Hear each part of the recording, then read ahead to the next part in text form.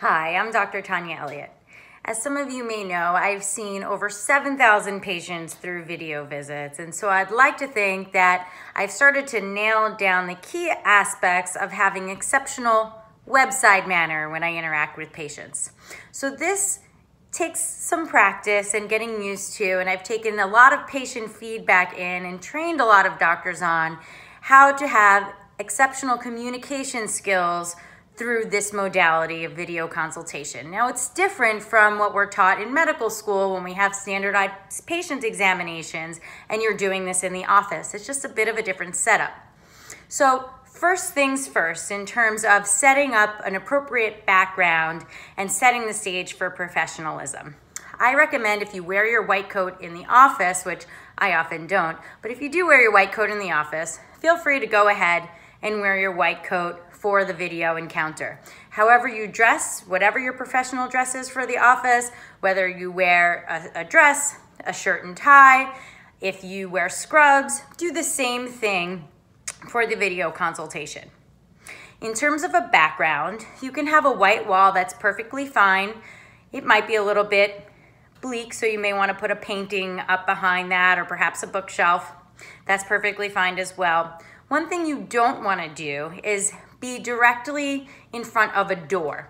Studies have shown that when patient sees a door directly behind the practitioner, they feel a sensation that the doctor wants to turn around and leave right away. And so you want to avoid being directly behind a door. It's okay to have a doorway way in your background like I do, but you don't want to be directly in front of a door.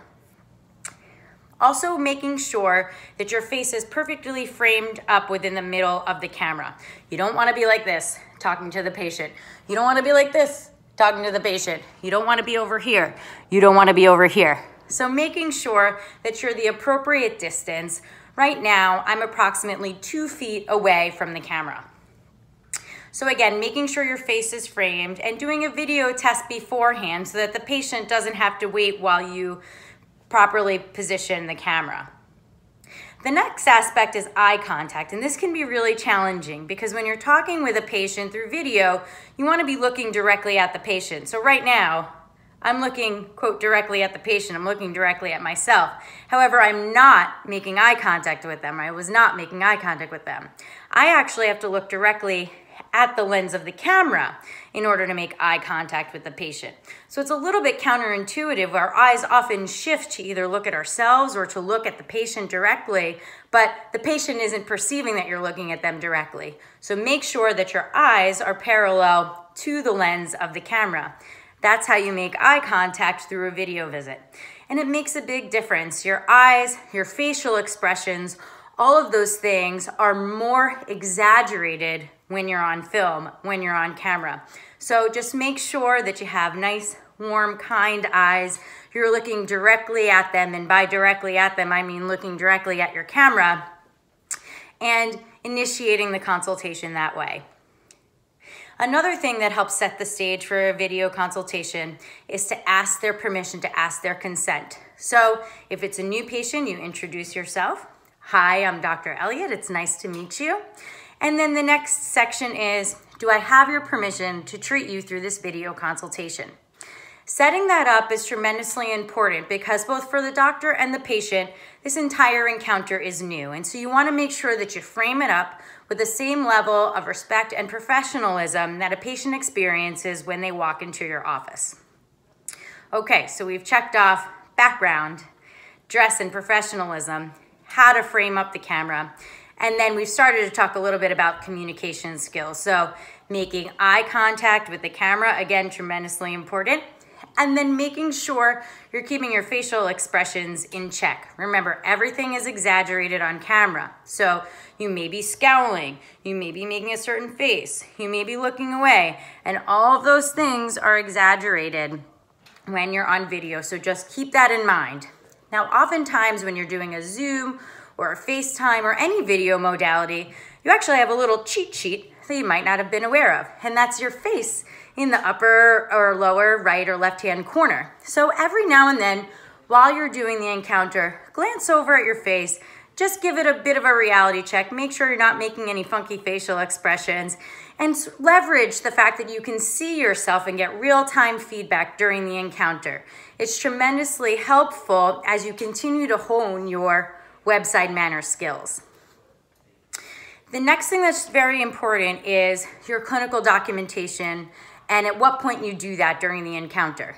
If you decide that you want to do documentation while you're interacting with the patient, that's perfectly fine, but let them know that you're going to be typing while you're interacting with them. So I'll often say to the patient, you may hear me typing right now, and that's because I want to make sure I get down every detail of what you're explaining to me. The reason that's important is the patient can hear you typing. So if you're going and clicking while the patient is talking and you're clicking and clacking on your computer, it could be very distracting to the patient.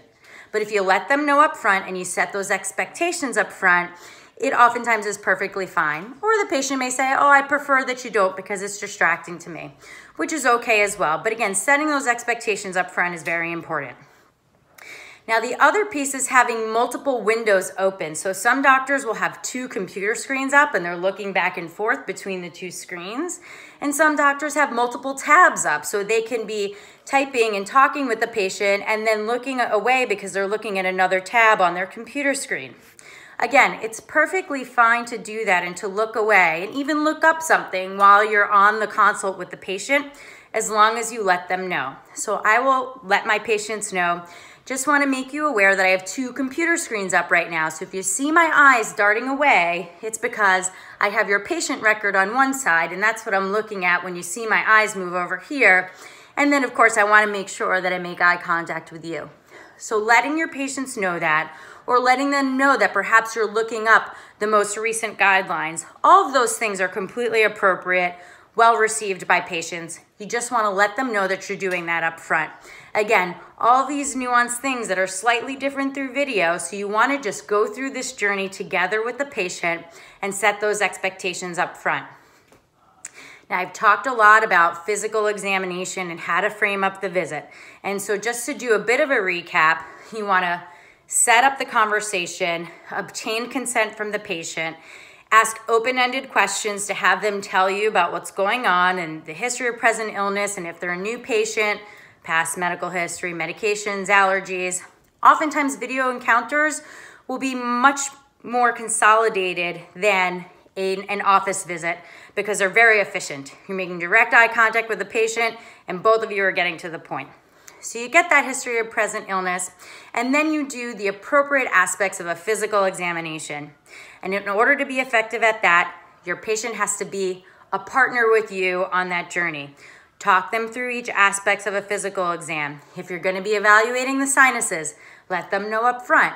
We're going to do the sinus evaluation now. Here's what I need you to do. Then we're going to move on to the respiratory exam.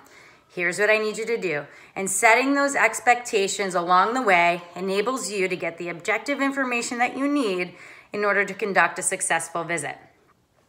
The last piece of a video visit is to sum up everything that has occurred. So, patient, based on your history of what you told me, as well as the aspects of a physical exam, here's what I think is going on.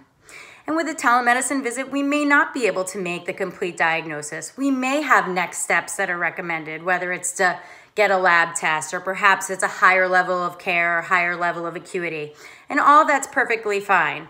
But after you go through this journey with the patient, getting that intake, getting those objective measures of the physical examination, now it's time for the shared decision making and making that plan and conveying that information to the patient. The last thing I do for my patients is I write down everything that I've discussed in the form of patient instructions that I then email over to them through their patient portal. And patients find this very valuable because all of this is new for them and they're struggling to remember everything you say. And we know that patients typically only remember about 10% of what we tell them in the office.